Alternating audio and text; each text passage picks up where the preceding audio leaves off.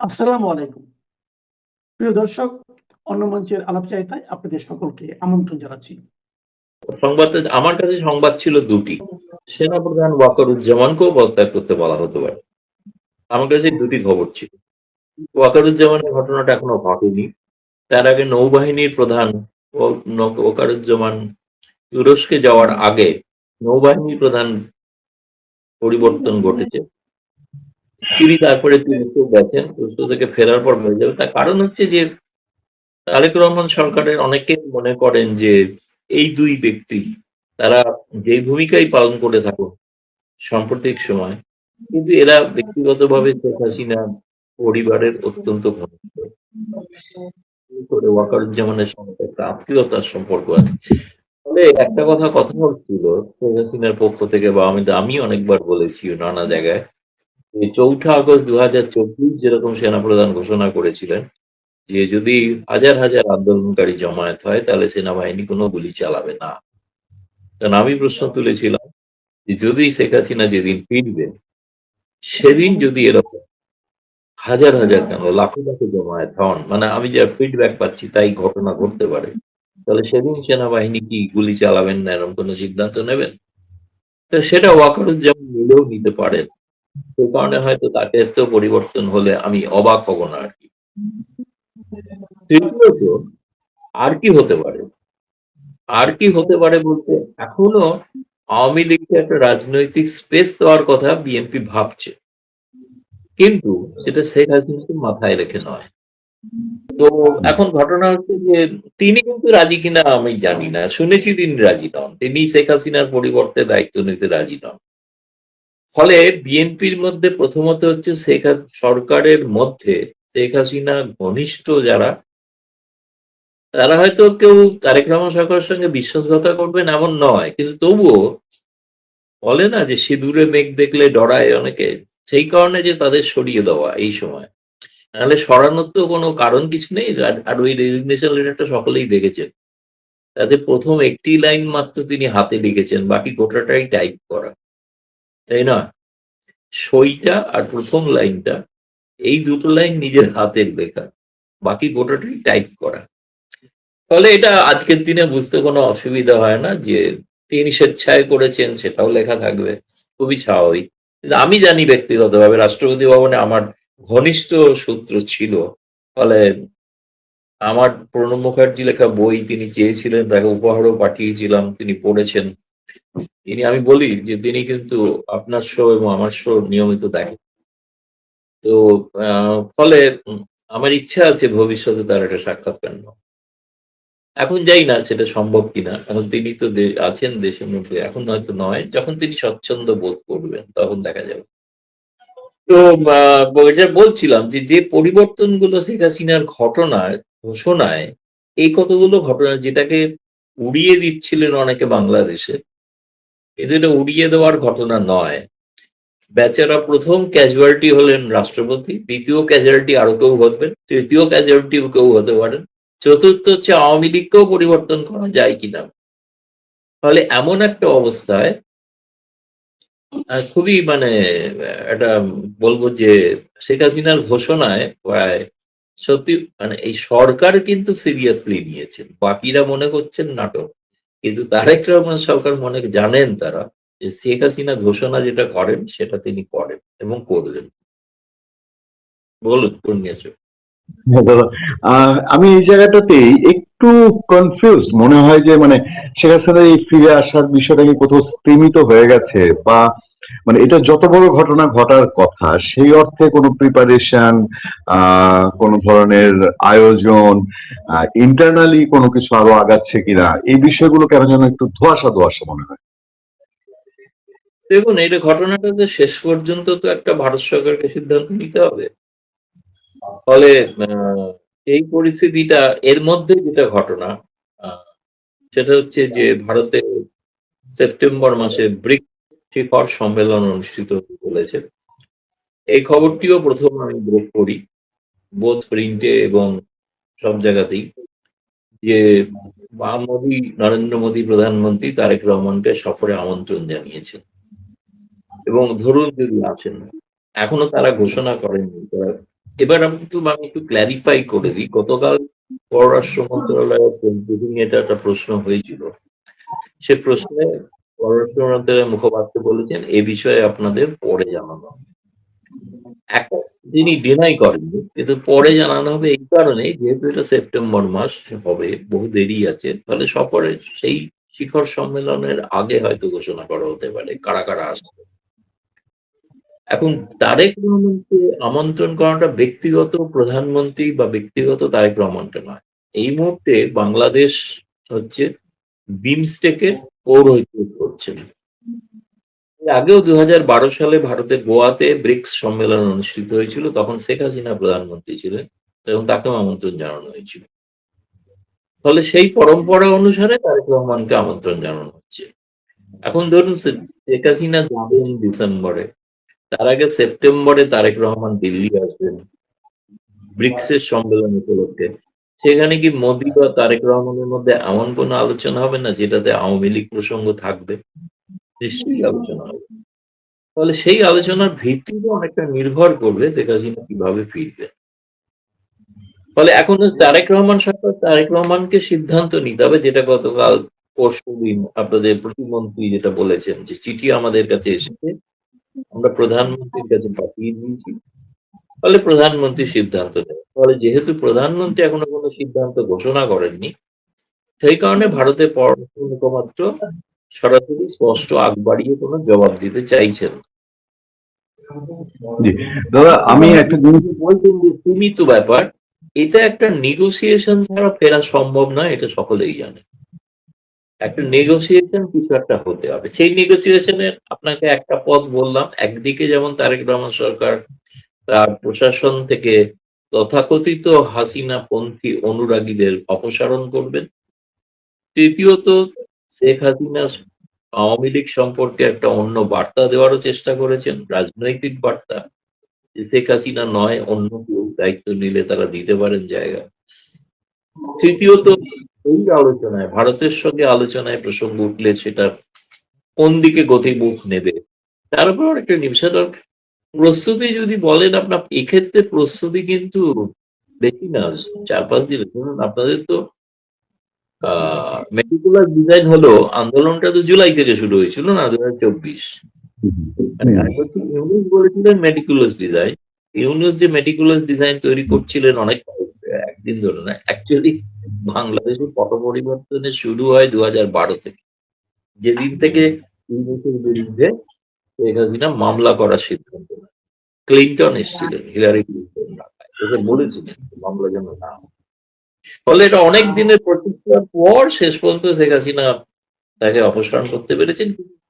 একটা তার জন্য তো একটা সামনে কিছু দেখানো দরকার, ফলে সেইটার জন্য একটা জুলাই আন্দোলন, জুলাই আন্দোলনের পরিণতি আগস্ট, ফলে সময় চলে যেত 1.5 মাস। আপনি যদি আক্ষরিক অর্থ দেখেন, কিন্তু ডিসেম্বর হয়তো নভেম্বর থেকে সেরকম কিছু শুরু হতে পারে, অক্টোবর থেকে শুরু হতে পারে যে ফেরার প্রস্তুতি ব্যাপারটা, এটা এখনো প্রকাশ্যে নয়। এর মাঝখানে শেখ হাসিনা তার মতামত গুলো বিভিন্ন পশ্চিমা সংবাদ মাধ্যমকে দিতে শুরু করেছেন। রয়টার্স ছাড়াও আরো অনেকে দিয়েছেন। হয়তো আগামী দিনে সেগুলো প্রকাশিত হলে আমরা জানতে পারবো তিনি কি ভাবছেন বা কি নতুন কথা কি বলেছেন। পূর্ণিয়া স্যার। দাদা, সার্জিও গোরের ট্যুর আপনি জানেন, এবং বাংলাদেশে মেইনস্ট্রিম মিডিয়া না, সোশ্যাল মিডিয়ায় একটা আলাপ আছে। ইভেন সিনিয়র অনেক জার্নালিস্ট যারা সোশ্যাল মিডিয়ায় কথা বলেন তারাও বলছেন যে সার্জিও গোর বা আমেরিকান মানুষজনের সঙ্গে শেখ হাসিনার একটা যোগাযোগ হচ্ছে ভারতে, বা দেখা সাক্ষাৎ হচ্ছে, এরকম আলাপ একটা বাংলাদেশে আছে। এই সার্জিও গোরের ট্যুর এবং শেখ হাসিনার সাথে কি আমেরিকার কোনো যোগাযোগ হয়েছে কিনা, এ বিষয়ে কি আমাদেরকে কোনো ধারণা দিতে পারেন আপনার প্রেডিকশন থেকে, অথবা আপনার ধারণা? আমার কাজ হচ্ছে সাংবাদিক হিসেবে ঘটনাগুলি বিশ্লেষণ করা। ফলে বিশ্লেষণে আমি যেটা বলছি, যে পশ্চিমা গণমাধ্যম একসময় শেখ হাসিনার মানবাধিকার লঙ্ঘন নিয়ে সোচ্চার ছিল, সেই পশ্চিমা সংবাদ মাধ্যম, সেই অ্যামনেস্টি এখন তারেক রহমান সরকারের সময়কার গণতান্ত্রিক অধিকার নিয়ে সোচ্চার, এবং তারা শেখ হাসিনার মত তার বক্তব্য গুরুত্ব দিয়ে তারা প্রকাশ করতে চাইছেন। তাহলে পশ্চিমা শক্তির যে গণমাধ্যম তারা যখন এরকম একটা মনোভাব নিচ্ছে না, আগ্রহী তারা যখন শেখ হাসিনার মতামত শুনতে, তার বক্তব্য শুনতে, তখন নিশ্চয়ই কোথাও না কোথাও একটা যোগসূত্র হয়েছে। আপনি যদি নির্দিষ্টভাবে কথা বলেন, নির্দিষ্টভাবে আমি কোনো তথ্য জানি না। আর সার্জেই গৌর ভারতে শেখ হাসিনার সঙ্গে সাক্ষাৎ করেছেন, এবং টেলিফোনে কথা হতেই পারে সেটা কেউ জানে না, কিন্তু সাক্ষাৎ করেছেন এটা ঘটনা নয়। কয়েকদিন আগে আমি জানি আপনাদের ঢাকার যারা এই যে আওয়ামী লীগের পুরনো কাউন্সিলর তারা এসেছিলেন, তারা দেখা করেছেন শেখ হাসিনার সঙ্গে। কিন্তু ফলে শেখ হাসিনার সঙ্গে যারা দেখা করেন এটা সবটাই জানা যায়, এটা অজানা কিছু নয়। আর সার্জেই গৌড়ের মতো একজন ডিপ্লোম্যাট, ও ইনফ্লুয়েন্সিয়াল ডিপ্লোম্যাট, তিনি দেখা করছেন, সেটা গোপন রাতের অন্ধকারে দেখা করছেন, বা করলেও সেটা গোপন থাকবে, সে সম্ভব না। অন্তত ভারতীয় এজেন্সি গুলো তো জানতে পারবেই, সেগুলো কোনো সন্দেহ নেই। এবং তিনি সাধারণত তিনি যেভাবে ঘুরে বেড়ান তাদের সবসময় যে পররাষ্ট্র মন্ত্রণালয়কে জানিয়ে ঘোরেন এমন নয়। আর ঢাকায় যাওয়ার ব্যাপারটা হচ্ছে তার তো দায়িত্বের মধ্যে পড়ে ঢাকা, কারণ তিনি তো দক্ষিণ এশিয়ারও দায়িত্বপ্রাপ্ত, তিনি মধ্য এশিয়ারও দায়িত্বপ্রাপ্ত। ফলে তিনি তো ঢাকা, শ্রীলঙ্কা, নেপাল, ভুটান, সর্বত্রই পাকিস্তান, তাও যেতে পারেন। ফলে তার তো ঢাকা যাওয়াটা অস্বাভাবিক কিছু। এবং ঢাকায় তো আপনি জানেন যে 30 তারিখে পৌঁছানোর কথা, সেখানে প্রধানমন্ত্রী তারেক রহমান থেকে শুরু করে আরো অনেকের সঙ্গে তার যেটা এজেন্ডা, আমার কাছে, আমি গতকাল এটা প্রশ্নটা করেছিলাম, তাদের পররাষ্ট্র মন্ত্রণালয় এড়িয়ে গেছে, বলেছে আমাদের ঠিক জানা নেই।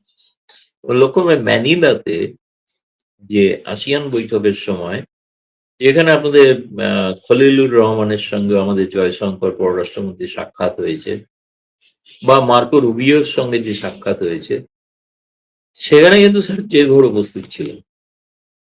ম্যানিলাতে তিনি কিন্তু ছিলেন, এবং ম্যানিলায় তিনি যখন ছিলেন তিনি সব আলোচনারই তিনি সাক্ষী, তিনি জানেন। তারপরেই তিনি খলিলুর রহমানকেও জানিয়েছেন তিনি কি করতে চান, এবং খলিলুর রহমানের জন্যই তিনি কিন্তু সফরের সময়সূচি ঠিক করেছেন যাতে খলিলুর রহমান ঢাকায় থাকেন, সেই কারণে। এবং সেই অনুসারেই কিন্তু দেখা সাক্ষাৎ হবে ঢাকাতে। তারপরে ঢাকাতে গেলে তিনি কোথায় গিয়ে দেখা করছেন সকলেই জানতে পারবে, কিন্তু মূল উদ্দেশ্য যেটা আমার যেটা মনে হয়, যেটা আমেরিকা চায়, যে শি জিনপিং যেটা বলেছেন যে বাংলাদেশ, মায়ানমার, চায়না করিডোর, সেটাতে আপত্তি। তৃতীয়ত হচ্ছে যে চীনের সঙ্গে যতটা সম্ভব ব্যবসায়িক সম্পর্ক থাকুক, সেটাতে আপত্তি কারুরই নয়, ভারতেরও নয়, আমেরিকারও থাকবে বলে মনে হয় না। কিন্তু এমন কোনো স্ট্র্যাটেজিক সম্পর্ক যেন না তৈরি হয় যে স্ট্র্যাটেজিক সম্পর্কে আমেরিকার আপত্তি থাকবে। এই ব্যাপারে ভারত যুক্তরাষ্ট্র সহমত। ফলে চীনকে ঠেকিয়ে রাখার ব্যাপারে সহমত দুটি দেশই। এবং সকলেই জানেন যে খলিলুর রহমান তো তিনি অনেকটাই তিনি ওয়াশিংটনের আশীর্বাদ ধন্য মানুষ, এটা সকলেই জানেন না যে তা নয়, যার কারণে না হলে তিনি জাতিসংঘের সভাপতিও হতে পারতেন না। ফলে খুব ইন্টারেস্টিং সময় আসছে বাংলাদেশের জন্য, এ বিষয়ে কোনো সন্দেহ নেই। ঠিক এরই প্রেক্ষাপটে শেখ হাসিনার প্রতি, দেখুন আমেরিকা কিন্তু তাদের দেশেও কিন্তু নির্বাচন আসুন সেনেট, ফলে তাদেরকেও দেখাতে হবে যে তারা গণতান্ত্রিক মূল্যবোধে বিশ্বাস করেন। তারা বাংলাদেশের এমন একটা সরকারকে সমর্থন করছেন যেখানে আওয়ামী লীগের কোনো স্পেস নেই, তাহলে সেটা কিন্তু তার দেশে প্রশ্ন উঠতে পারে। ডেমোক্র্যাটদের সঙ্গে তাদের ফারাক আছে, রাজনৈতিকভাবে, আদর্শগতভাবে ফারাক আছে। ডেমোক্র্যাটরা থাকাকালীন তারা আওয়ামী লীগকে পছন্দ করেন না। ডেমোক্র্যাটরাই বলা যেতে পারে শেখ হাসিনা উৎখাতে একটা বড় ভূমিকা পালন করেছিলেন।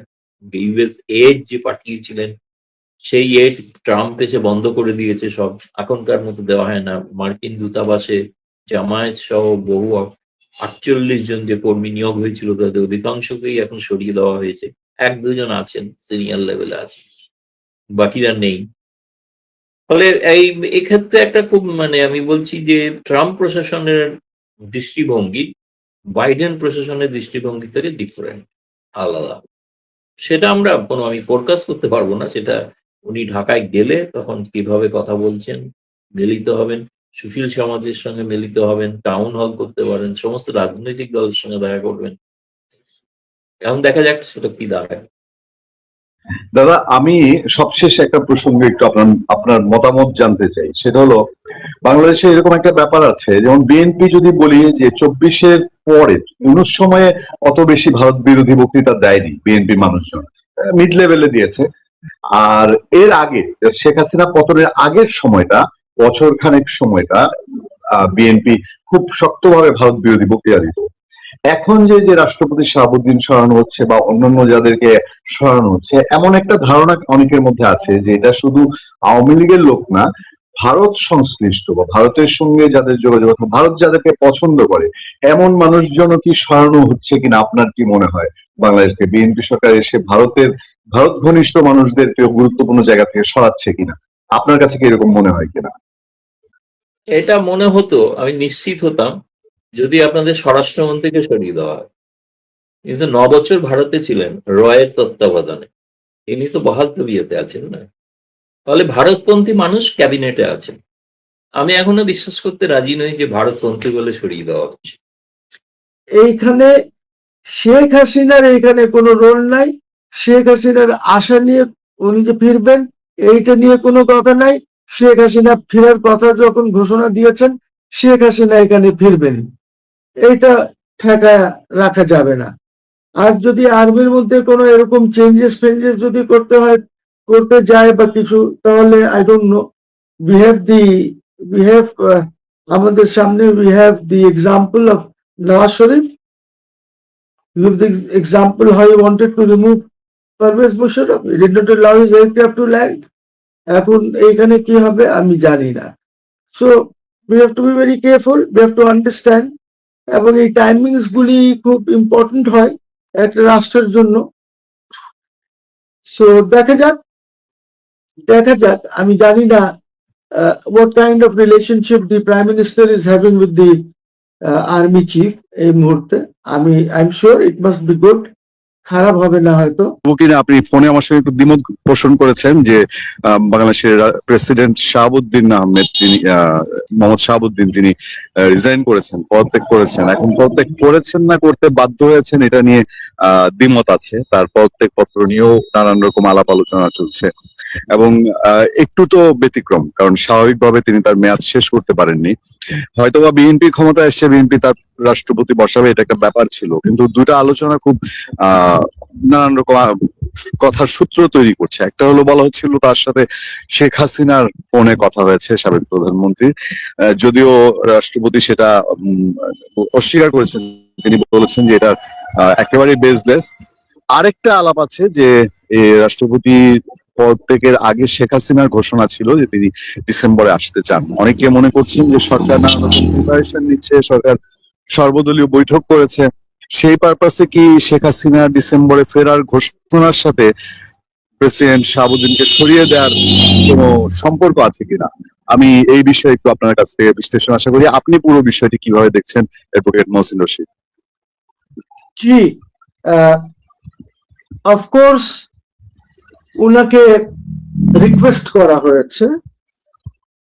আমি যতটুকু জানি 21 তারিখে এই রিকোয়েস্টটা করেছেন প্রাইম মিনিস্টার তারেক। আমার যতটুকু খবর সেটা হলো 21 তারিখে এই রিকোয়েস্টটা করেছেন, এবং এই রিকোয়েস্টের আগে যখন তারেক সাহেব এসেছেন, প্রেসিডেন্টের সাথে কথা বলেছেন, উঠেছেন, বসেছেন ওনার সাথে, তখন প্রেসিডেন্ট সাহেব নিজেই অফার করেছিলেন যে আপনি যখন বলবেন যে এখন আপনি আপনার দলীয় লোক দিতে চান বা আপনার নিজস্ব রাষ্ট্রপতি রাখতে চান, তখন আমি রিজাইন করব, আপনি খালি জানিয়ে দিয়েন আমাকে। তো প্রাইম মিনিস্টার জানিয়েছেন, জানার পরে উনি রিজাইন করেছেন। এইখানে কোনো ধরনের প্রবলেম নাই। ইট ইজ নট যে শেখ হাসিনার সাথে ওনার কথা হয়েছে কিনা, আর কথা তো হতেই পারে, আমি বলছি না যে হয়েছে, কিন্তু আমি এক নাগরিক হিসাবে জাস্ট বলি যে উনি যদি কথা বলতে চান বলবেন। আমি কি কথা বলতে পারি না? আপনি কি কথা বলতে পারেন না? কোনো মানা আছে কোনো নাগরিকের কথা বলার জন্য? কোনো আইন আছে যে শেখ হাসিনার সাথে কথা বলা যাবে না? সেই শেখ হাসিনা এই দেশের নাগরিক। Sheikh Hasina de facto prime minister. She's not the de jure prime minister. Tariq Shahid is the de jure prime minister, but de facto prime minister. উনি prime minister হিসাবে আপনারা ওনাকে রেখে এসেছেন। উনি ওইখানে প্রাইম মিনিস্টারের প্রটোকলে আছেন। এখন উনি বলেছেন যে উনি দেশে ফিরতে চান, দেশে ফিরবেন। আপনারা এক্সট্রাডিশন চেয়েছেন, এই গভর্নমেন্ট বা তার আগের গভর্নমেন্ট এক্সট্রাডিশন চেয়েছে। এক্সট্রাডিশন তো হবে না, বিকজ আইনগতভাবে এক্সট্রাডিশন হতে পারে না শেখ হাসিনার। এই ডকুমেন্ট না পড়ে এইসব লোকজন কথাবার্তা বলে। আইসিটিতে যে আপনি ওনাকে শাস্তি দিয়েছেন, এই শাস্তির জন্য এক্সট্রাডিশন হতে পারে না, বিকজ এটা পসিবল না, ওই ট্রিটিতেই আছে। তারপর পলিটিক্যাল যদি কোনো ইয়ে থাকে, ওনার এক্সট্রাডিশন হবে না। আরো যাদের আইসিটিতে শাস্তি হচ্ছে, কারোর এক্সট্রাডিশন হবে না, পসিবল না, because it's not lawful under the extradition treaty. Anyway, so এখন কথা হচ্ছে যে উনি রিজাইন করেছেন, এইটাকে বলা হবে ভলেন্টারি রেজিগনেশন। এই কারণে ভলেন্টারি রেজিগনেশন বলা হবে, বিকজ উনি স্বাস্থ্যগত কারণে রিজাইন করেছেন এবং ওনার স্বাস্থ্য খুব একটা ভালো না। ভলেন্টারি এই কারণে বলবো আমি যে একজনের রিজাইন করার এখতিয়ার আছে, সে যখন ইচ্ছা রিজাইন করতে পারে। যদি ওনাকে সরানোর, ইমপিচ করার যদি ইচ্ছা থাকতো সরকারের, তাহলে তারা পার্লামেন্টের মাধ্যমে করতে পারতেন। সো আমার মনে হয় যদি কোনো আলাপ আলোচনা হয়েছে between the government and the president, তাহলে এইটা যে উনি কিভাবে ভলেন্টারি রিজাইন করবেন এবং কি কি আরো শর্ত টর্ত যদি থাকে। আমি শুনেছি যে ওনাকে কিছু আশ্বাস দেওয়া হয়েছে, ওইগুলি আমার ব্যাপার না, আমি বলবো না কি আশ্বাস দেওয়া হয়েছে, কিন্তু আমি শুনেছি যে ওনাকে 3টা ইয়ে দেওয়া হয়েছে। ওইটা উনি গভর্নমেন্ট বলেছে কোনো অসুবিধা নাই, তারা মানবেন, তারা ওই যা বলেছেন ওইসব রিকোয়েস্ট ওনার একসেপ্ট করেছে গভর্নমেন্ট। এখন প্রশ্ন দাঁড়াচ্ছে যে এত কথা কি আছে একটা রাষ্ট্রপতিকে নিয়ে? শেখ হাসিনার সাথে আলাপ করেছে, তাতে কি হয়েছে? শেখ হাসিনা তো এই দেশের রাষ্ট্রপতি ছিলেন। শেখ হাসিনাকে শপথ পড়িয়েছেন উনি, ইউনুসকে শপথ পড়িয়েছেন। যদিও ইউনুসের শপথ আমি আনকনস্টিটিউশনাল এন্ড ইললিগাল মনে করি, বিকজ ইন্টারিম গভর্নমেন্ট হতেই পারে না। তারপরে উনি তারেক সাহেবকে শপথ পড়িয়েছেন। He is the only president যিনি 3টা সরকারকে শপথ পড়িয়েছেন। আর আমাদের এই 54 বছরের ইতিহাসে তো এরকম নাই। 3 পিপল উনি পড়িয়েছেন, 3টা প্রধানমন্ত্রী উনি, 3টা হেড অফ গভর্নমেন্টকে উনি পড়িয়েছেন। So he is not an ordinary person, উনি প্রেসিডেন্ট এই দেশের। তো এইখানে আমি আর আসলে উনি অসুস্থ, উনি চিঠিতে তো উনি কি কি রোগে আক্রান্ত উনি তো সব বলেছেন, which is a fact. Why এইটা নিয়ে এত আমরা কথা বলছি কেন? এত জামাত টামাত কত কথা বলছি, কি গভর্নমেন্ট কোনো কথা বলেছে? গভর্নমেন্ট তো বলছে না কোনো কথা। গভর্নমেন্ট কেন বলবে? একটা লোকের রিজাইন করার এখতিয়ার আছে। কালকে যদি তারেক সাহেব মনে করেন যে না আমি রিজাইন করব, আমি প্রাইম মিনিস্টার থাকবো না, করতে পারেন। এইটার মধ্যে আমরা এত কিছু কেঁচু মেচু খুঁজতে যাব কেন? He has resigned. He has performed very well. উনি যদি না থাকতেন আপনার 24-25 তারিখে, তাহলে এই সরকার চলতো না। তবে একটা জিনিস আছে, সেটা হলো যে ভালো হতো যদি উনি রিজাইন আরো পরে করতেন, বিকজ ওয়াকারুজ্জামান সাহেব, general Wakeruzzaman is not in the country. এই সময় বোধহয় রিজাইন করাটা খুব একটা ঠিক হয় নাই, বা ইভেন রিকোয়েস্ট করাটা ঠিক হয় নাই, because he is also the supreme commander of the armed forces.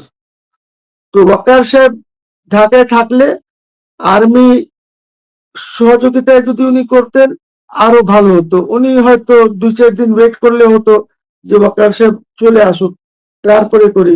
গভর্নমেন্টের উচিত ছিল যে ওয়েট করি, বিকজ উনি তো ইসের সাথে, আপনার আর্ম ফোর্সেস সাথে জড়িত। তো উনি হি is the supreme commander of the arm forces.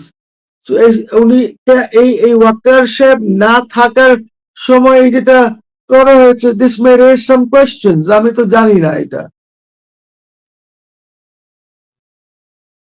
Hello, I think ইন্টারনেটের প্রবলেম হচ্ছে বোধহয় তোমার পুরুলিয়া। হচ্ছিল, এখন শুনতে পাচ্ছি, এখন ঠিক আছে।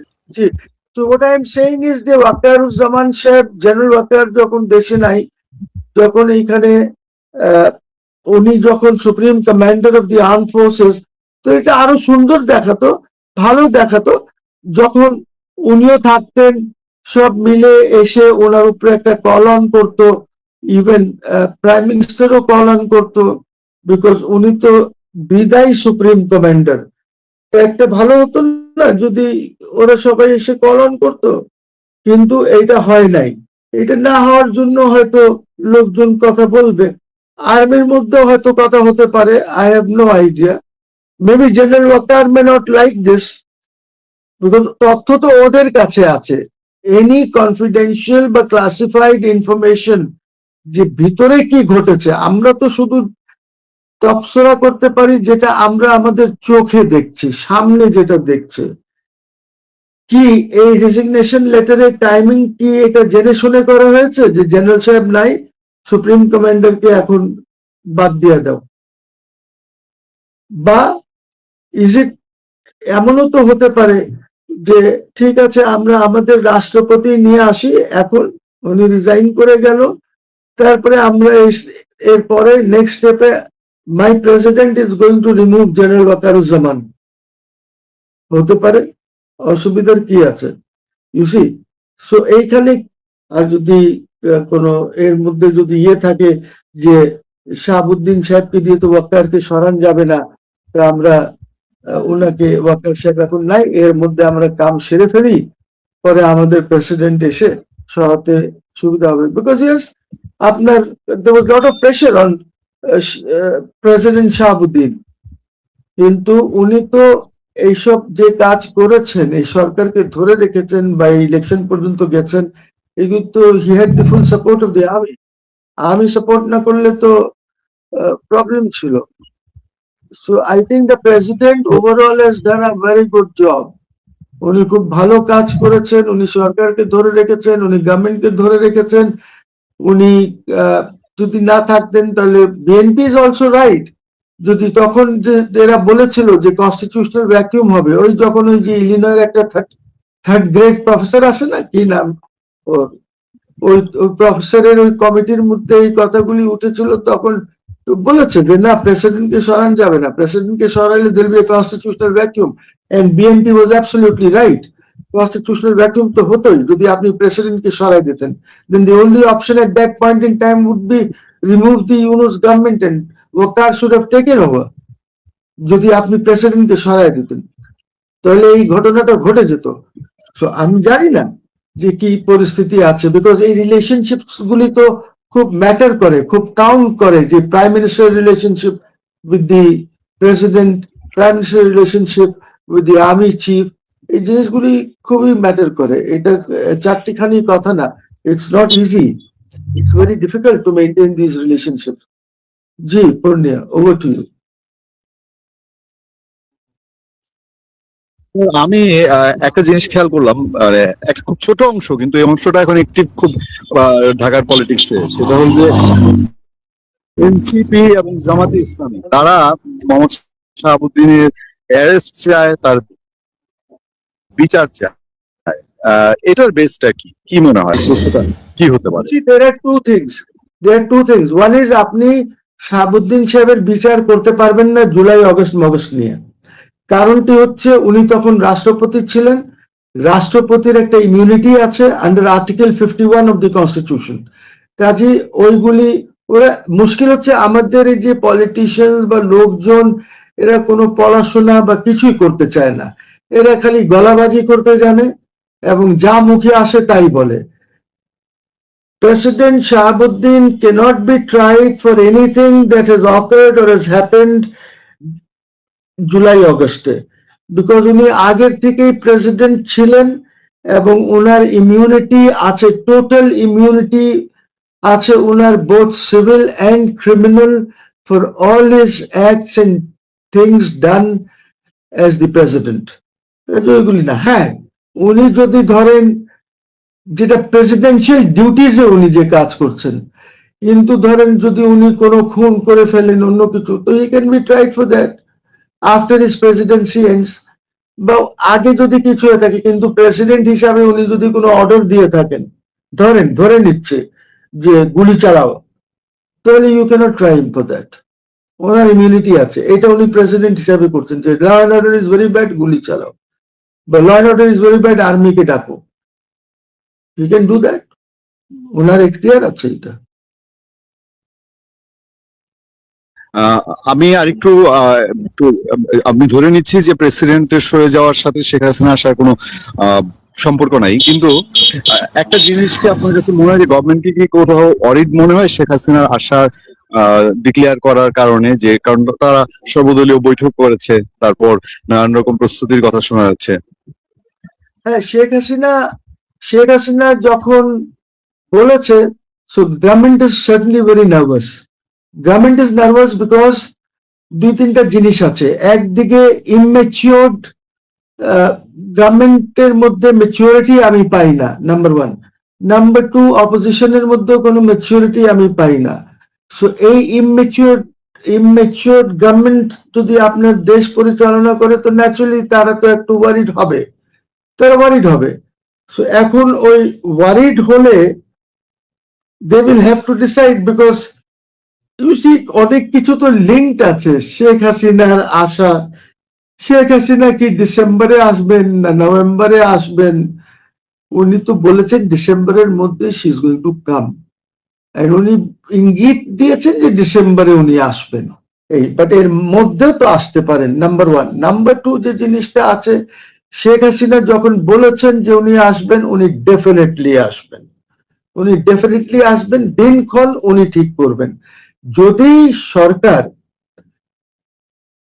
ইন্ডিয়ান গভর্নমেন্টের সাথে এবং শেখ হাসিনার সাথে একটা এগ্রিমেন্ট করে নেয়, বা এগ্রিমেন্টের ইসে যদি শেখ হাসিনা দেশে আসেন, তাহলে এক ধরনের সিচুয়েশন হবে। আর সেটা যদি না করে, তাহলে আর এক ধরনের সিচুয়েশন হবে। তখন স্মুথ সিচুয়েশন হবে, প্রপার সিচুয়েশন হবে এগ্রিমেন্ট করে যদি আসে।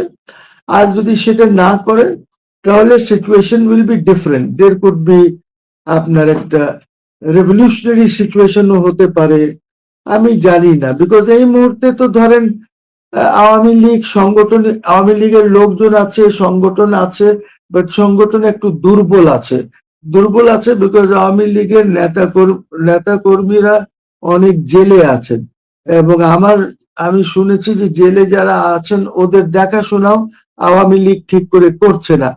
ওদের ঘরে খাবার আছে কিনা, বা টাকা পয়সা আছে কিনা, কোনো কিছু দেখাশোনা হচ্ছে না because most of this people are outside.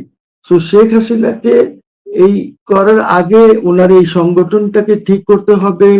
সংগঠনের মধ্যে যেন শেখ হাসিনার প্রতি একটা কনফিডেন্স আসে, যে ডাক দিলেই তারা বের হবে।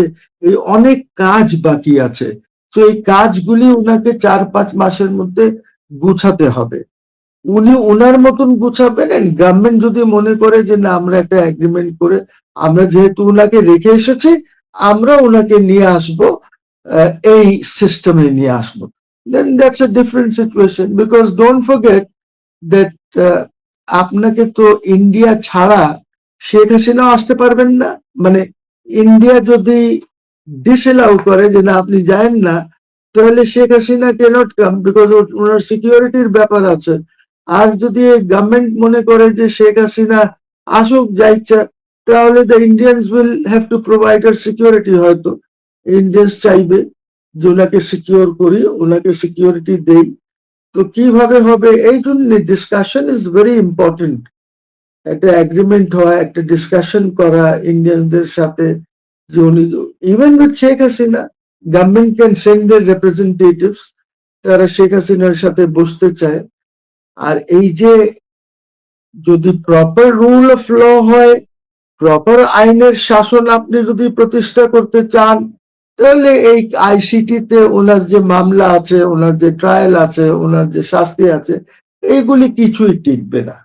এগুলি টিকতে পারেই না, জুরিসপ্রুডেন্সিয়ালি টিকতে পারে না। উনি অন্যায় করেছেন, দ্যাটস ওয়ান ইস্যু। উনি অন্যায় করেন নাই, দ্যাটস ওয়ান ইস্যু। কিন্তু আপনি আইসিটিতে এটা কিভাবে করেছেন? আপনি আইসিটিতে করেছেন বিকজ বলা হলো যে ইলেকশন হতে পারে না যতক্ষণ পর্যন্ত হাসিনাকে শাস্তি দেওয়া না হয়। শাস্তি দিতে হবে। শাস্তি দিলে তারপরে যেই মুহূর্তে এটা হয়ে গেল তারপরে ইলেকশনের কথা শুরু হলো। সো এই জিনিসগুলি তো ফ্যাক্টস উইল অ্যাপ্লাই। তারপরে আরো অনেক ঘটনা আছে, অনেক কথা হবে। যেমন আমি বলি যে আপনি আপনি তো শেখ হাসিনাকে ডিফেন্ড করার কোনো সুযোগ দেন নাই। আপনি তো শেখ হাসিনাকে পলাতক হিসাবে ট্রায়াল করেছেন, absconder. She's been tried as an absconder, but she did not abscond. উনি absconder হতেন যদি উনি এই ট্রায়াল ফেস না করার জন্য পালিয়ে যেতেন, তা করেন নাই। বিকজ তখন তো উনি জানেও না যে ওনার বিরুদ্ধে আইসিটিতে মামলা হবে। উনি যেদিন গেছেন ওই দিন কি উনি জানে যে আইসিটিতে মামলা হবে? ওই দিন কি ওই আইসিটি অ্যাক্ট এমেন্ড করা হয়েছে? No no no no, she was not in the country. 5 তারিখে ওনাকে 5 তারিখে তো গভর্নমেন্টই নাই। ওই অ্যাক্ট 24-এর অ্যাক্ট যে এমেন্ড করে ওনাকে ট্রায়াল করতেছে তাও তখন নাই। সো ওনাকে তো আপনি রেখে এসেছেন আর এক দেশের হেফাজতে, যে ভালো আমার প্রাইম মিনিস্টারকে হেফাজত করে রাখবেন আপনি। ওনারা বলেছেন ঠিক আছে, ওনারা ওইভাবেই ওনাদের যা বলেছেন ওনারা ওইভাবে করছেন। এখন আপনি তো জানতেন যে শেখ হাসিনা ইজ ইন দিল্লি, লুকানো তো না, এমন তো না যে আপনি জানেন না উনি কোথায় পালিয়ে গেছে। ইউ নো দ্যাট আমরা নিজেরাই দিল্লিতে রেখে এসেছি, উনি তো পালায় নাই, উনি পালায় নাই। আপনি অ্যাবসকন্ডার হিসেবে ট্রায়াল করেছেন, ঠিক আছে, কেন করলেন? আপনি ওনাকে একটা ওয়ারেন্ট, একটা কোনো নোটিশ, একটা সামান্স আপনি পাঠাতেন বাংলাদেশ হাই কমিশনের মাধ্যমে, ওনার উপর সার্ভিস করাতেন through the Indian foreign office. আপনি আপনার ফরেন অফিসের মাধ্যমে হাই কমিশনকে পাঠাতেন। আপনার হাই কমিশন তো আমার লোক, বাংলাদেশের লোক, তো বাংলাদেশের রিপ্রেজেন্টেটিভ। হাই কমিশন যে জায়গাটা আছে, হাই কমিশনারের বাড়ি ঘর অফিস আমাদের, এটা তো আমার টেরিটরি, বাংলাদেশের টেরিটরি। তো আপনি ওর মাধ্যমে সার্ভিস করতেন, আপনাকে অসুবিধা ছিল? You should have allowed her to defend herself. সে তো অর্ডিনারি লোক না, সে তো কোনো অর্ডিনারি লোক না।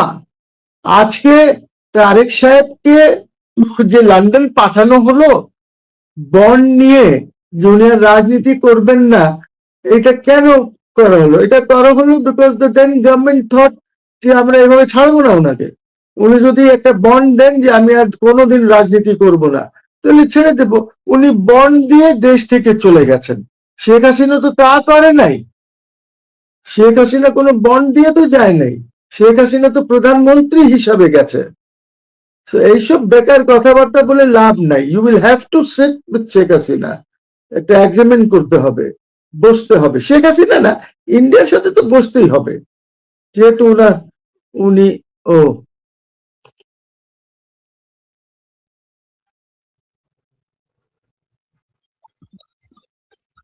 জি স্যার, জি স্যার, সরি আবার একটু ডিস্টার্ব করেছিল, এবার ঠিক হয়ে গেছে। আচ্ছা, না আমি বলছি স্যার, যে এই কারণেই বলছি যে বাংলাদেশ টেরিটরিতে আপনি পাঠাতেন, সার্ভিস করে দিতেন ডাইরেক্টলি শেখ হাসিনার উপরে, যে আপনার ট্রায়াল করবে। আপনি শেখ হাসিনা বাংলাদেশের এমবাসিতে বসেও তো ট্রায়াল ফেস করতে পারত, ওইটা তো আমার টেরিটরি, ভার্চুয়ালি করতে পারতো। আমরা করি নাই, এরশাদ সাহেবের সময় আমরা ভার্চুয়ালি করেছি। আমরা অনেক সময় জেলখানার থেকে লোক আনি না, ভার্চুয়ালি ট্রাই করি। অনেক সময় আমাদের আদালত জেলে চলে যায় ট্রায়াল করার জন্য। অল কাইন্ডস অফ পসিবিলিটিস আর দেয়ার। আপনি তো করেননি, আপনি স্ট্রিক্ট বিকজ আপনাকে বলা হয়েছে, not BNP but others have said, অন্য যারা আছে জামাত টামাত, ওরা বলেছে যে ট্রায়াল না করে আমরা ইলেকশন বয়কট করবো, ইলেকশনে যাবোই না। আগে আমরা একটা জাজমেন্ট চাই আইসিটির থেকে। দিছে, তাজুল সাহেব অ্যারেঞ্জ করেছে, তাজুল তো ওদেরই লোক, তাজুল অ্যারেঞ্জ করে দিয়েছে। ওইখানে কোর্টের যে পরিস্থিতি ছিল, স্বাভাবিক পরিস্থিতি ছিল না। হোয়াট এভার তাজুল উঠছে সেটাই হতো, হোয়াট এভার তাজুল উঠছে সেটাই হতো। এই ট্রায়াল এত খারাপ হয়েছে এক। দ্বিতীয়ত 2009-এর পরে যে জামাত নেতাদের ট্রায়াল হয়েছে সেটা এত খারাপ হয়নি যত খারাপ তাজুল এস চিফ প্রসিকিউটর যে ট্রায়ালটা করেছে। সো কি করব বলো, আমি আর এগুলি তো আছে। দুটো বিষয় ছোট ছোট একটু আলোচনা করে শেষ করতে চাই। দুটো একবারই প্রসঙ্গগুলো আপনাকে তুলে ধরতে চাই। একটা হলো যে এখন যে সিচুয়েশন, এই সিচুয়েশনে এই বিচারগুলো থেমে গেলে কি আবার বিচার হতে পারে? এবং পাশাপাশি আরেকটা প্রসঙ্গ হচ্ছে যে আমরা শুনতে পাচ্ছি, অথেন্টিক সোর্সে আমরা শুনছি এবং আলোচনায়ও আসছে, আমাদের এখানেও শো করেছেন কেউ কেউ ভারত থেকে, তারা বলছেন যে বিএনপি একটা স্পেশাল মেসেজ দিয়েছে শেখ হাসিনাকে যে উইদাউট শেখ হাসিনা যদি আওয়ামী লীগ হয় তাহলে সেই আওয়ামী লীগকে তারা স্পেস দিতে চায়। এটা একটা ব্যাপার। আপনার কি মনে হয় যে এটা পসিবল? Impossible, impossible. কালকে যদি কেউ বলে যে বিএনপি কে তারেক রহমান ছাড়া আমরা পলিটিক্স করতে দেব, তারেক রহমান সাহেব পারবেন না। ইম্পসিবল। বিএনপি থাকবেই না, আওয়ামী লীগ থাকবেই না। What are you saying? Awami League জাসুদ মাসুদ হয়ে যাবে, বিএনপি জাসুদ টাসুদ হয়ে যাবে তারেক রহমান ছাড়া। Because they are the backbone of the party. Party চলে কবর থেকে, বঙ্গবন্ধুর ইমেজে চলে, ওইটা চলে আমাদের রাষ্ট্রপতি জিয়াউর রহমানের ইমেজে, নট খালেদা জিয়া। জিয়াউর রহমানের ইমেজে, খালেদা জিয়াও রাজনীতি করেছেন জিয়াউর রহমানের ইমেজে। ইউ সি দিস, এটা তো simple. Why can we understand যে পার্টিগুলি এরকম। Jamaat is different, Jamaat party is different, it's cadre based party, ওদের একটা সিস্টেম আছে, সিস্টেমে লিডারশিপটা হয়, ইটস এ গুড ইয়ে। এইভাবে যদি আমাদের যে বিএনপি বা আওয়ামী লীগ চলতো খুব খারাপ হতো না, ভালো হতো যদি, তো লিডারশিপ চেঞ্জ হতো। বাট বিএনপিতে আর আওয়ামী লীগে তো কোনো লিডারশিপ গ্রো করার কোনো স্কোপ নাই, কোনো স্কোপ নাই। Can there B any leader যে এসে প্রাইম মিনিস্টার হবে ওইখানে? Will Sheikh Hasina allow that? Will Tariq Zia allow that? করলে ভালো হয়, করলে ভালো হয়। কেন? এই মিস্টেকটা তো বঙ্গবন্ধু করেছেন।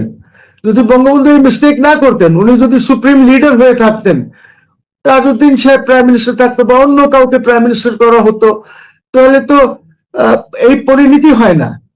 ইউ সি, বিকজ আপনি যখন পাওয়ারেও থাকবেন তখন there is a problem.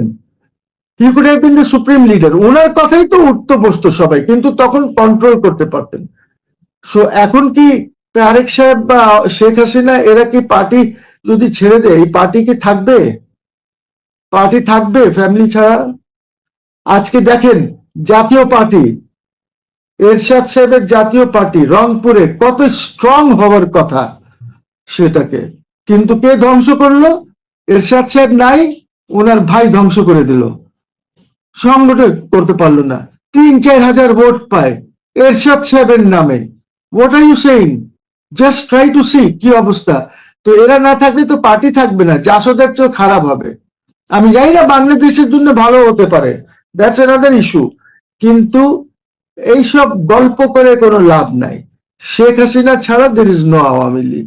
Sheikh Hasina যা বলবে ওনার লিডার্স বা এইটাই করবে। এখন প্রবলেম হয়ে গেছে, I think there is a little vacuum, leadership vacuum হয়ে গেছে। বিকজ ওদের জেনারেল সেক্রেটারি নাই, ওদের একটা থার্ড ক্লাস জেনারেল সেক্রেটারি ছিল। কেন যে ওই লোকটাকে রেখেছিল, একটা joker, he was a joker this man, কি নাম, ওবায়দুল কাদের মাদের কি নাম ওর। You see, she could have got better people. Ashraf সাহেব ছিলেন খুব ভালো। এখন এইখানে তো ওনার কাছে তো লোক ছিল, ওনার কাছে তো শিক্ষিত লোক, ভালো লোক আছে কিছু, এমন তো না যে নাই। But anyway, she has to decide যে উনি কি করবেন। ওনাকে তো ওনার সাংগঠনিক ইসেকে স্ট্রেংথেন করতে হবে আসার আগে। সেটা যদি না করেন তাহলে বিপদ ওনার জন্য। তো অনেকে যারা আমাকে ফেসবুকে ফলো করেন তারা অলরেডি জেনে গেছেন। আমি মনে বলেছিলাম 8জন কমিশনার এবং 4জন আপনার চেয়ারম্যান দেখা করেছেন। এই, সেটা হচ্ছে যে আপনার জেলা পরিষদের চেয়ারম্যানরা 4জন। তো এই 8জন যারা দেখা করেছেন, এটা এখন অনেকে বলতে পারেন যে ভাই এই 8জন দেখা করেছেন বা 12জন দেখা করেছেন, আপনি এগুলো বলে দিচ্ছেন, সকলের নাম বলে দিচ্ছেন, কে কোন এরিয়ার বলে দিচ্ছেন, ভাই কেন, বা এটা তো ক্ষতি হয়। তাদের উদ্দেশ্যে আমি বলি, আমার নেত্রীর সাথে যারা দেখা করেন তারাও যেমন চোর না, তাদের কথা বুক ফুলিয়া বললে সামান্যতম পাপ হবে না। আর যারা মনে করেন যে সব গোপন রাখতে হবে তাদেরও বলি আপনারা গোপনেই থাকেন, কারণ আপনারা আন্ডারগ্রাউন্ডের লোক। আপনারা হচ্ছেন, আমি সবসময় একটা কথা বলি যে বিএনপির ভিতরে যেমন 20% জামাত আছে, আওয়ামী লীগের ভিতরেও এখনো 30% গুপ্ত জামাত রয়েছে, কিন্তু জামাতের ভিতরে কোনো আওয়ামী লীগ বিএনপি নেই। তা আপনারা হচ্ছেন সেই জাতীয় গুপ্তরা, যারা খবরের জন্য অতিষ্ঠ থাকবেন, কিন্তু কোনো খবর সামনে এসে গেলে ভাই এটা তো গোপন রাখার কথা ছিল, এ সব বইলা দেন কেন ভাই, ওরে ভাই এটা বইলা দেন কেন ভাই, অমুকের নাম তুললেন কেন। এটা এটা হচ্ছে যে আপনাদের ওই যে 10/10 থাকতে থাকতে আপনাদের মাথায় এরকম হয়ে গেছে। তাছাড়া যাক, বাদ দেন, যার যার চিন্তা তার তার। ওই বিনাশকালে বুদ্ধি নাশ একটা কথা আছে, যে আপনাদের কাছে মনে হয় যেন কেউ কথা বললে বা ইয়ে করলে, আমরা কারা দেখা করেছে কারা কথা বলছে এটা বলছি, ওখানে কি কথা হয়েছে ভিতরে, কি কি গোপন কথা হয়েছে সেটা আমরা প্রকাশ করি না, যেটা আপনার টেলিগ্রাম গ্রুপ বা হোয়াটসঅ্যাপ গ্রুপে করে ওটা রেকর্ড করে ছেড়ে দেন তেমনি। তো আজকে চলুন, আজকে যারা যারা দেখা করেছে দেখেন, আমি আপনাদেরকে এর আগেও বলেছিলাম, নেত্রী যেদিন আপনার ঘোষণা দিয়েছেন যে নেত্রী ডিসেম্বরের মাঝে ফিরবেন, তার ঠিক 6 দিন পরে প্রথম একটা গ্রুপ দেখা করেছে, যেখানের মধ্যে আপনারা সকলেই জানেন বিপ্লব বড়ুয়া, SM কি বলে আমাদের এই যে মন্ত্রী সাহেব, আম, সমরেজা ভাই, এরপরে ঝর্ণা বারোই, এরপরে নানক সাহেবের মেয়ে, এ ধরনের আরো 8 জন দেখা করেছিলেন। আর আজকে দেখা করেছেন 12 জন। তো এটা ছিল যে আপনার ঢাকা দক্ষিণের 8 জন কমিশনার। 2 নং ওয়ার্ডের কমিশনার আনিসুর রহমান সরকার বা আনিসুর রহমান, উনি কমিশনার ছিলেন দক্ষিণ গোরান ও খিলগাঁও এলাকার, খিলগাঁও থানা। এরপরে 10 নং ওয়ার্ডের কাউন্সিলর মারুফ আহমেদ মনসুর, উনি হচ্ছেন যে মতিঝিল এজিবি কলোনি ফকিরাপুল এলাকা, মতিঝিল থানা। এরপরে 20 নং ওয়ার্ড কাউন্সিলর ফরিদউদ্দিন আহমেদ রতন বা ফরিদউদ্দিন, এলাকা হচ্ছে যে আপনার সেগুনবাগিচা, তোপখানা রোড, বঙ্গবন্ধু এভিনিউ এবং ঢাকা মেডিকেল কলেজ সচিবালয় সংলগ্ন এলাকা, মানে শাহবাগ থানার উনি। 21 নং ওয়ার্ড কাউন্সিলর মোহাম্মদ আসাদুজ্জামান, এলাকা হচ্ছে যে ঢাকা বিশ্ববিদ্যালয় এলাকা, শাহবাগ, নীলক্ষেত ও রমনা এলাকা, শাহবাগ থানা। 24 নং ওয়ার্ড কাউন্সিলর মোকাদ্দেস হোসেন জাহিদ, এলাকা শহীদনগর ও আমলিগোনা এলাকা, লালবাগ থানা। এবং 38 নং ওয়ার্ড কাউন্সিলর মোহাম্মদ ইমতিয়াজ আহমেদ ইমতিয়াজ মান্নাফি অথবা গৌরব, যিনি গৌরব নামে পরিচয়, 38 নম্বর উনি। ওনার এলাকা হচ্ছে নবাবপুর রোড, কাপ্তান বাজার, বনগ্রা লেন, জেনিনগর রোড লেন এলাকা, ওয়ারি থানা। এরপরে 69 নং ওয়ার্ড কাউন্সিলর সালাউদ্দিন আহমেদের এলাকা ডেমরা, কামারপাড়া ও ডেমরা ইউনিয়নের প্রাক্তন 1, 2 ও 4 নং ওয়ার্ডের। এই 8 জন কমিশনার দেখা করেছেন, সাথে যে 4 জন আপনার জেলা পরিষদের চেয়ারম্যান দেখা করেছেন। তার মধ্যে একজন হচ্ছে পিপলু, যশোর জেলা পরিষদ; নাসির, সিলেট জেলা পরিষদ; রোমান, শেরপুর, রাজশাহী; এবং মুক্তিযোদ্ধা মীর ইকবাল, রাজশাহী। ওনারা দেখা করেছেন নেত্রীর সাথে। এখন নেত্রীর সাথে দেখা করেছেন, তবে আজকের যে হাই ভোল্টেজ যে মিটিংটা, এটা কমিশনার এবং জেলা পরিষদের চেয়ারম্যানদেরকে নিয়ে এই মিটিংয়ে ওনাদেরকে সবাইকে একসাথে বসে সমন্বিত। ওনাদের মধ্যে কেউ কেউ আমাকে বলেছেন যে মনে হয়েছে যে ভাই একসময় যে গণভবনে যায় নেত্রীর সাথে যেভাবে থাকে ওই রকম জমজমাট নেত্রীর আবাসস্থল, নেত্রী যেখানে আছেন, হাই সিকিউরিটি, হেভি জমজমাট, ওখানে যে কথা বলে এসেছেন। তবে ওনাদের কারোর সাথে পার্সোনালি 1 মিনিট করেও কথা বলেননি, সমন্বিত সকলকে একসাথে রেখে। যতটুকু জানতে পারলাম সেখান থেকে নেত্রীর যে কথাটা ছিল সেটা হচ্ছে যে সকলে প্রস্তুতি নিতে হবে, আমাদের সময় খুব সংকীর্ণ। নেত্রী হাসতে হাসতে নাকি বলেছেন যে নভেম্বর ডেডলাইন, ডিসেম্বর হেডলাইন। তো নভেম্বর ডেডলাইন, ডিসেম্বর হেডলাইন, মানে ডিসেম্বরের সমস্ত পত্রিকায় হেডলাইন হয়ে যাবে নেত্রী দেশে। এটা নাকি হাসতে হাসতে উনি সবাইকে বললেন যে ডেডলাইন হেডলাইন সবাই তৈরি হও, সমন্বিত। তবে নেত্রী আবারও একটা কথা সুস্পষ্টভাবে প্রত্যেকটা নেতাকে বলেছেন, এই মুহূর্তে বিভাজন নয়, শুধু ঐক্যের দরকার। আর আমার তৃণমূলের কর্মী বাহিনী যারা প্রচণ্ড কষ্টে আছে, জেলে আছে, ভেতরে আছে, এদের সবার খোঁজ খবর প্রত্যেকটা নেতা নিতে হবে। কে কি করছেন না করছেন আমার কাছে লিস্ট আছে। ওখানে কিছু কিছু কমিশনার বলছিলেন যে আমি খবর নিচ্ছি বা খবর নিচ্ছি, জেল থেকে পাঠাচ্ছি। উনি নাকি সরাসরি অনেকটা বলেছেন যে আপনি কিছুই করছেনও না। আপনার যতটুকু করার করছেন না বলতে আপনার যতটুকু করার সক্ষমতা আপনার তার 10 ভাগের 1 ভাগও করছেন না। নেত্রী সবাইকে বলছে যে আপনি 100% করেন। আপনারা করেন, করতে যাইয়া যদি এর ভিতরেও যদি সক্ষমতা তো আর সকলের 100% নাই। যেমন ধরেন আমি 10 কেজি তুলতে পারবো, তাই বলে আমার পক্ষে 15 কেজি তোলা সম্ভব না। তো ওই রকমই অবস্থা যে নেত্রী বলছে বাকিটা আমি দেখব। তবে আমার কোনো তৃণমূল কর্মী আমার কোনো কর্মী মানে 3-4 বলছে যে ওদের কষ্ট আমার সহ্য হয় না, আর ওদের কষ্ট দেখেই আমি আমার গলায় ওরা রশি ঝুলাবে বলার পরেও আমি দেশে ঢুকছি শুধুমাত্র আমার তৃণমূলের কর্মী এবং আমার দেশের আম জনগণ ওদেরকে দেখার জন্য, যে ওদের বিপদে ওদের পাশে দাঁড়ানোর জন্য। সুতরাং বুঝতেই পারেন এই মিটিংয়ে এরপরে নেত্রী ভেতরে আরো অনেক নির্দেশনা দিয়েছেন, সকলকে প্রস্তুতি নিতে বলেছেন, আরো অনেক কিছু হয়েছে। ওগুলো আসলে ফাইনালি বলা হয়তো যাবে না বা বলার ইচ্ছাও নেই। কিন্তু নেত্রী তৃণমূলের উদ্দেশ্যে যা বলেছেন সেটাই বললাম, এবং যারা দেখা করেছেন কমিশনার ওনাদের নামও আপনাদেরকে বলে দিলাম, এরিয়া ওয়ার্ড সহ বলে দিলাম। এর ভিতরে যদি কেউ যদি ভাইগা যায় পালায়া যায় সেটা হচ্ছে অন্য কথা। তবে আমরা যারা সমর্থক, এই পার্টির সমর্থক, নেতা কর্মী, নেতারা তো ভাই নেতা, আর আমরা তো কিছুই না, আমরা একজন সমর্থক। তাই আমি বলবো যে আমাদের মধ্যে ভালো খারাপ যেমন আছে তার মধ্যে হয়তো আমরা 90% যারা আছি 90% ওরা শেখ হাসিনার জন্য জীবন দিতেও দ্বিধাবোধ করি না, এবং আমরা বিশ্বাস রাখি যে নেত্রী ঠিকই ফিরবেন। উনি যখন বলেছেন, উনি যেটা বলেন সেটা করেন। আর 10% 50-50 চান্স, তারা মনে হয় না, মনে হয় না, মনে হয়, এই ধরনের লোক যারা আছে তাদের থেকে একটু দূরে থাকেন। আর ওই যে সব নিউজ সব খবর যে আরে না, একটা জিনিস শুধু বুঝে রাখেন, এই নিউজগুলো যত বেশি সরকারের ভেতরে যায় তত বেশি সরকার নড়ে উঠে। নেত্রী যখন এর আগে বলেছিলেন আমি আসবো তোমরা টেনশন করো না, কারো কোনো টেনশন ছিল না। যেই বলছেন ডিসেম্বর আসবে, ওই আমার ভাইয়া ছাইয়া কাইয়াদের বিচি কিন্তু কান্দে উঠে গেছে। আর এই যে গতবারের হাই মিটিং আর আজকের হাই ভোল্টেজ মিটিং এর পরে আগামী 2-4 দিনের ভিতরে যদি উত্তরের কেউ যায়, দক্ষিণের আরো যায়, তারপরে ঢাকার বাহিরের কমিশনাররা যায়, বাংলাদেশের বিভিন্ন অঞ্চলের চেয়ারম্যানরা যায়, তখন অবস্থাটাই সরকারের কি হবে দেখেন। আর এরা যখন নেত্রীর সাথে কথা বলে তখন এরা আসলে উৎসাহ পায়, দেশের ভিতরে এরা তখন কথা বলতে পারে।